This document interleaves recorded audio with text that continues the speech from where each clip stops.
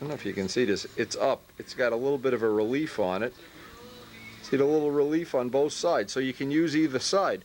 So what it does, it holds the template up off the page.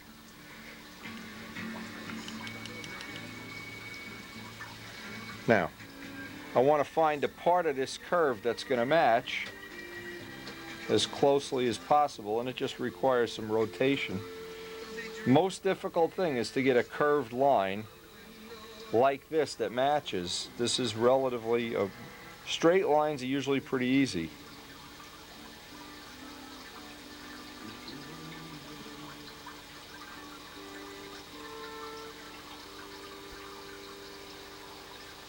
Now if you're in doubt as to where the line ends, go a couple of thousandths extra.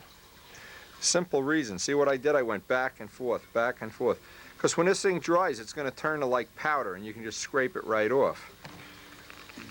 There's our first ink line on. Now, if it's our lucky day, these pens behave. These pens have a little, right around here, there's a little microphone, and they talk to you. And when they behave, they become your best friends. When they don't behave, they're like Chicky. You want to...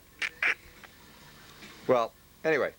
Now, a couple of other tricks, and these I'm trying to make this very simple because the possibility somebody has never used ink before. Now, you want to look at this and say, where would be the easiest spot to put a line?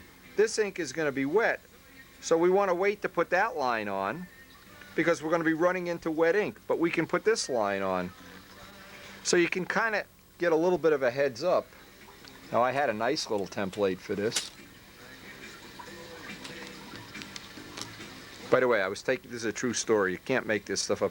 Taking a pen apart the other day in a sink, and I see chickies playing and pecking in the water, and I put the whole pen together, and there's a little cap that's missing. There's a little clear plastic cap. Well, up to this day, we've never found the cap, so that's one less pen. When I want to use that pen, I got to take one apart and get the cap out of it. Now, a couple of tricks about the pens. The more vertical you can hold them, the better. It's hard to write this way. So I try to go like on about a, I don't know, maybe a 5-degree angle backward. Go down to where the line is going to end, and that's where the tape comes in handy, and then go back. And if it looks real good, quit while you're ahead. Don't go back and forth. But if it doesn't look good, go back while you have the template in place. And there's our second ink line. Now, the thing is, this gets really labor intensive, and it takes an incredibly long amount of time to get this, to get a whole ship done. But when you look at how dramatic it looks when it's all done, it's a no-brainer. Dry, because we're going to connect here to here, here to here. The reason I put the tape is to remind me not, this ink line is going to wrap around and go down the other side. So what I don't want to have is I don't want to forget that and just draw this line right across. Plus, this lets me look at it ahead of time and get an idea if I'm about the size I'd like. And that looks about the size of the scale trim tab. Now, getting the big lines in once everything's dry.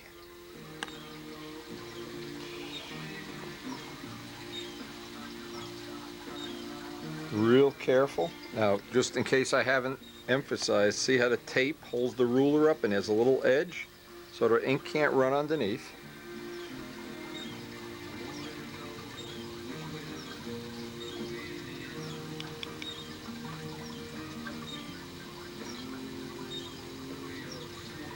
Now, another thing is nice if you can do it. It's a free bonus. If you can maintain a relatively constant speed in the pen, you'll notice the line is consistent.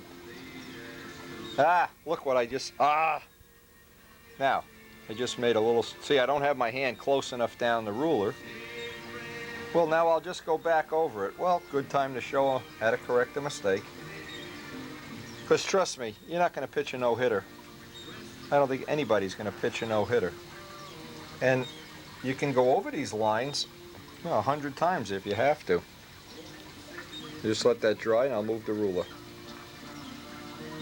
Little corner like this, what you do when the corner's not right, you just let it dry. Don't get antsy about it. Let it dry and then just with a, this is not dry yet, I don't think. Let me just see if I can do one of these on camera. with a brand new blade. Just carefully shave off the ink. It's got to be dry. This is not dry yet. But you can clean up the corners somewhat. And here, usually in the corner, you'll have, especially with white ink, you'll have a dot. But when that's totally dry, you can just shave this corner and shave this corner and make a real nice 90-degree corner there. Now here's a situation where there could be some contamination or something here. We're just going to let this dry. As soon as it's dry, go right back over the line. And here's another way of making a correction. See how I've gone, because this tapers down,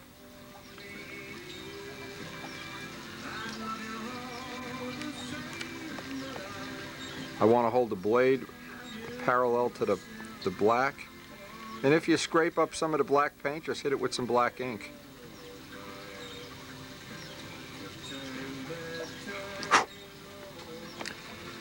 You can make as accurate or as clean or as neat, fancy, or as crude as you want.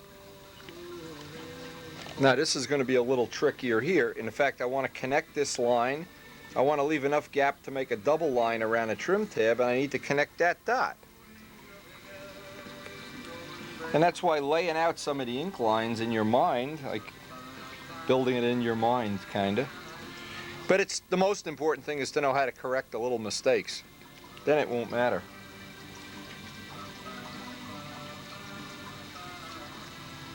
Another thing I found is I have two sets of glasses for working up close. One are basically reading glasses, and one of these like really ultra close glasses. And what happens if I'm doing this for a couple hours, of course I get a headache if I don't have the right glasses on, so if you're old like me, it's pretty much of a no-brainer. Now usually where you connect two lines together, whoop, let's smear it up. It gets difficult to get a nice transition, but again, if you let it dry, you can just take a razor and scratch, scrape. Now from this point on, this has to dry. Again, I'm working around this. This is going to have to dry.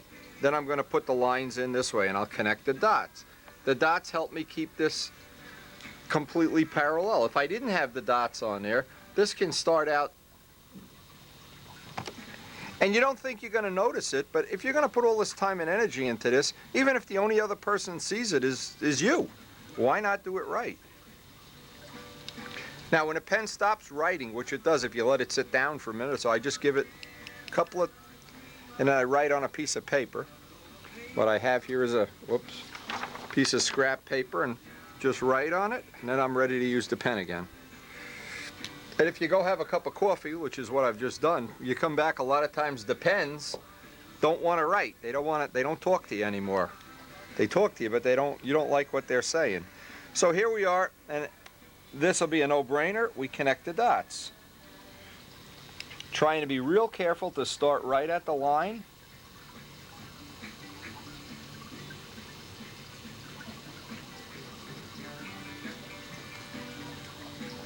And you could be thinking, wow, this is going to take all day or all year or all month or something to do it. Well, you know, this is a personal decision as to how much time and energy and effort and whatever you want to put into a plane. If you're just looking to get out to the flying field, get an ARF. Build something simple, traditional. But when you take on the challenge of a very difficult project like this, it's hard to leave out the things that are going to make it exceptional. And this, the white ink, when this is done, and it's going to be probably 50, 60 hours. I think Joe Adamusco told me at one time he had kept track of the hours. He had 41 hours into inking his Spitfire. But when you put it down, wow, did that ink jump out. And Joe's ink is 1,000 times better than mine. He is really, really good at doing this. Now, the reason I take my time. You notice I'm not rushing through this. I let one line dry at a time because I'm not real good at this. But what happens is, as I get into the flaps, the next thing will be the stab, the tail, and by the time I get to doing a fuselage, I'll have my rhythm back. I'll be ready to really do the exotic curves and around the cockpit area where there's going to be a lot of action and rivet lines and things. So, but the best, I'm trying to hit on all the simple things first. Always start with a small part. And if you're going to have black and white ink on a plane, do the black ink first. That'll get you motivated. So I'm going to fill in the rest of these little lines, and then we'll get to see how this is going to look when we get to the end of this part.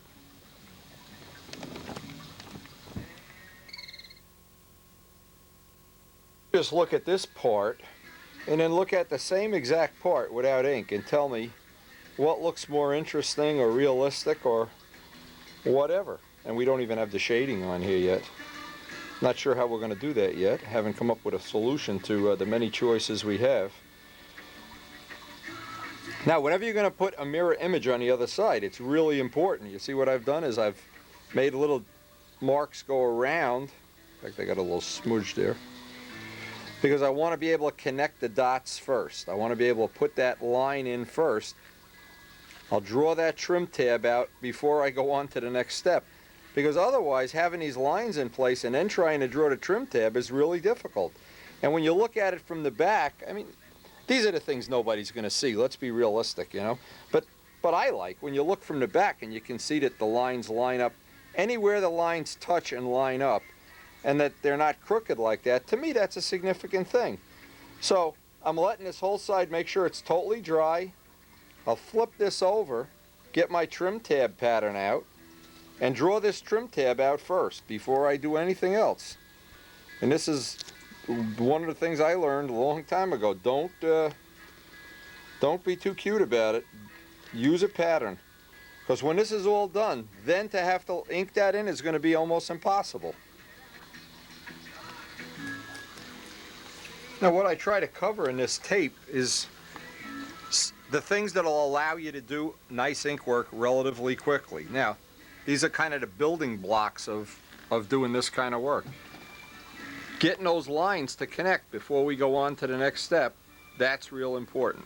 Now I can take, with that trim tab in place, I can just repattern out all of the tape, mark my marks. If I have to, use this side for a reference, because when I look from the back, I want all these lines to connect. And I just think, what would this be if you didn't have any ink work or ink work? What looks more interesting or realistic? Thing, and I think it's worth mentioning, is once you get used to doing detail work, in the beginning, it's very intimidating because your hand is trembling and shaking, and you know, you need another cup of coffee and the bird runs off with your pen or whatever. But at some point in time, and I found this to be true building a model railroad, at some point in time you get more and more comfortable doing detailing work, and then you look forward to doing the little extras that normally in the beginning or before you get comfortable get very intimidating, and you start to think, oh gee, that's going to take 2 hours, that'll take an hour or whatever, and instead you're thinking, how can I make that just a little bit nicer or better or different, or in some way up the bar a little bit. Now, another thing worth mentioning, I don't want to have all the ink lines the same thickness. So there's going to be a lot of spots on a model where I'll combine a thick line and a thin line, or big rivets and small rivets, because I want a variation. Because what happens to the human eye, as you get closer to something, certain things come in focus and certain things go out of focus. And I noticed even with the model railroad, at some point in time, you stand back 10 feet and you see things. Move to 5 feet and a whole new set of details come into focus. Then get right up on top of it and you see little tiny things that you never see from 10 feet away. So what happens is there's always something in focus. You're always making your eye focus and say, ooh, look at that, look at that, look at that. Where sometimes if a thing is too bland or too plain, you see it, you get closer far, and you lose interest in it. You've seen it all in one stroke of the pen. Pen, literally, stroke of the pen. Anyway, just some good thoughts. And I really think a lot of, boy, I wish somebody made this video for me years ago. What Lou Dutka and Glenn Metter and I, and Jim Casal, we would just wrestle with this. This was an ordeal. Every time it came to ink a plane, you'd get 4 guys together, go to ink a plane, and you do it 6 times before you were happy with it. What I'm talking about, and I keep this up on my desk for a reason. This is the first plane I ever really inked, and I mean really made templates and made little things, and you know, to make it look realistic. And I thought at the time, look at that beard. Isn't this guy in the 50s or something? This is actually 1982. What I thought at the time, I said, wow, I'm at the next level. Look, I got ink lines around the letters, and I was so proud of this plane. I was just beside myself, and needless to say, it was not a really good plane. But beside the point, it was the first one I really spent a lot of time doing all this ink work on. Look at this, he's even got a sweeper t-shirt. Wow. Wonder if any of them still exist. Emphasize my point. Now, you see what this is? This is part of the carbon fiber fuselage that was the Typhoon, and I kept it because it has Harold Price's name. But you see the thickness? Thick line, thin line. The rivet lines change. Bigger, smaller details. Details, so no matter where you put this in your frame of reference, something is always in focus and something is always coming into focus that makes you want to get closer to it and look at it even more. Now, ironically, when this crashed, this part stayed intact. That, well, beside the point. One of life's little disappointments. Next thing is on this part, this should be totally dry by now. Flip it over. I see I got a fingerprint here. You believe this? After all of this work. Now, you got to be careful, because if you get a fingerprint or a bird print, what happens now, I don't want to touch this until it has a coat of clear on with skin. Especially my skin is so dirty and gritty. So I'll just re-clean this with M600, but I can't go over the ink. It'll take the ink right off. I don't know what happened to this. Let's let that dry. And if you try just going over freshly sprayed paint with ink, it'll be very frustrating at times, because the ink will tend not to lay down nice and flat. When it's a nice, you can see how flat that surface is, the ink tends to lay down a lot nicer. I'm just trying to make sure, and you never know, at least in my world you never know, if something's going to be out of mirror image, and that those lines transpose over to the bottom. Now the next step is going to be to get the stab, get the hinges in this, because I want all these lines that represent ribs on a real model. On the stab, they're just rivet lines. So I want to have that, well, we can make it as prototypical as possible, even though this is much larger than a stab would be on a scale model. So to do that, I need to assemble everything with the hinges, because that's going to allow me to just carry these lines forward. I kind of set a goal today of trying to get the stab and elevators done. Not sure we're going to get it done. And again, because I'm not trying to put a rush on this for any reason at all. At this point in time, we have so much time involved in this model, it's ridiculous. But I would like to finish this up. And one thing I always remember to do is just get any paint that has, from touching up and whatever, sprayed on here, because these tubes are such a tight fit. What I'm afraid would happen, and it has happened to me already, is you put those parts on and it's like a Chinese necklace. They don't come off. So because I've spent so much time getting these controls a tight fit, I don't want to take any chances now, that's for sure. Get all of the paint off of those. And it always seems to be wherever you touch up, there's some overspray on there. Now, obviously it would make sense to do the bottom first. So again, I'm going to lay out the tape. There's a bar that goes across the front here, kind of prototypical. In fact, I always have the drawing. I'm going to try to incorporate this, and it's back, no, maybe an inch.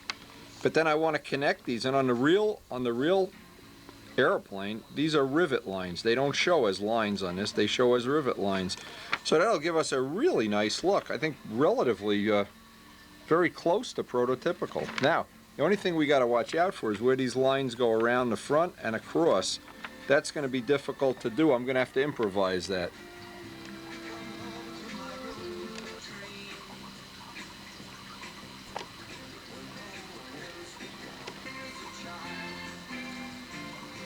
We're ready to start laying some white ink down. Now I've got it all masked off, and I moved it a few times to see exactly how I wanted it. Still have to make a decision how I'm going to handle the tips, but what'll make that easy is I'll just run the line all the way over and then decide at the end of it. And again, once you have the building blocks of how to lay it out, how to put the ink on, how to correct the mistakes, then you're free to improvise, come up with any idea, anything that looks realistic or something that you'd enjoy putting on. When I'm laying out rivet lines, this is just a little trickier. I have a ruler with tenths and smaller increments, bigger increments. You can pick. Actually, you can take the tape off and even use these. But they make, I got this from John Brodeck, they make all these templates with rivets, but this is the way I found to do it the easiest way.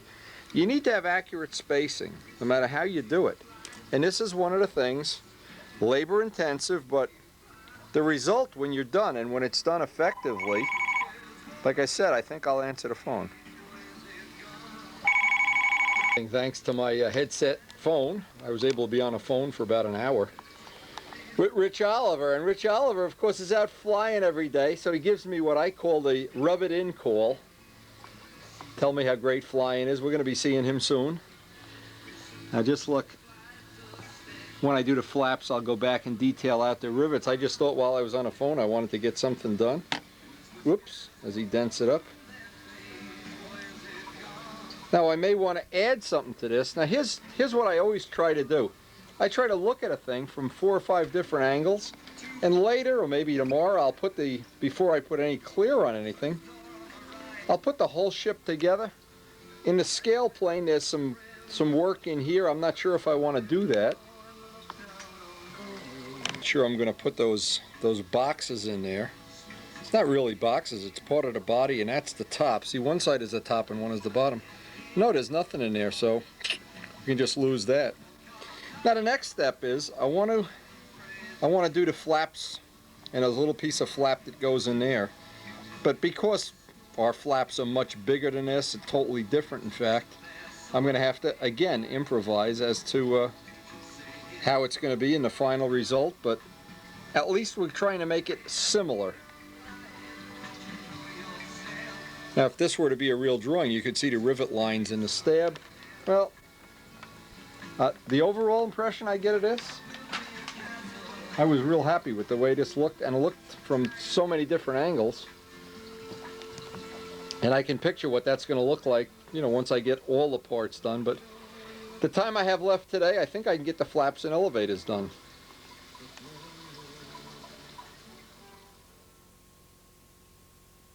This has given me as a little chance to look at how different this is going to look when we get the fuse inked, the nacelles, the rudder. Just give us a little sneak preview, and I can look at this. Now there's a point at which, and I call it the too busy point, I start to look at something and it gets busier, and then all of a sudden you add one line box or letraset and it just goes. Well, I think I'm on the safe side here. This looks like I'm on the safe side of what the ink that's going to be on the plane is going to be. Now by looking up at this, and of course up on a table here, up on a workbench, I have all the flaps and elevators and things like that. I need to get final cleaning and sanding and prep, and then lay out my lines. And maybe I can get this all done. Then by laying some of these parts down on the floor, I can start to see what they're going to look like, and if I want to add.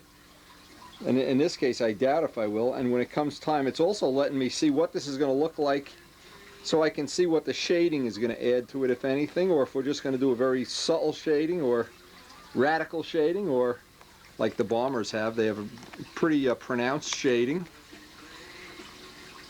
especially the rudder, the way that simulated ribs and everything. Anyway, you have a lot of choices with ink. The one thing about ink, it can totally change the way a model looks. It takes a little bit of time, but again, you can be on a phone while you're doing it. And the money is up. The cost of the ink is, for all purposes, a cup of coffee. So let me get started on the flaps, see if we can come up with something nice on them. First thing I want to keep in mind is that this is the aileron from here out. Even though I don't think this is the aileron, this is part of a flap, but these are both different, so that's okay. But here's what happens is these lines don't go parallel to this. If I can show this, they're off on an angle. In fact, they're parallel to the edge that we're going to work off. So what I'm going to try to do is, using a 90-degree triangle, mark these off once I get the box made, and then I'll put these in on with a 90-degree triangle. I guess that'll make it just maybe a tad more realistic. Now this is the mark where the wing folds. So this line here, when the wings come up, that'll be a very heavy ink line. Now I can lay this out, again working off of this the main section. I see I've left quite a bit at the tip, so I can leave, maybe I should leave the whole hinge. No, work from that point out. But we can establish some parallel lines. In fact, what I can do is just use both sides of the ruler since we're close.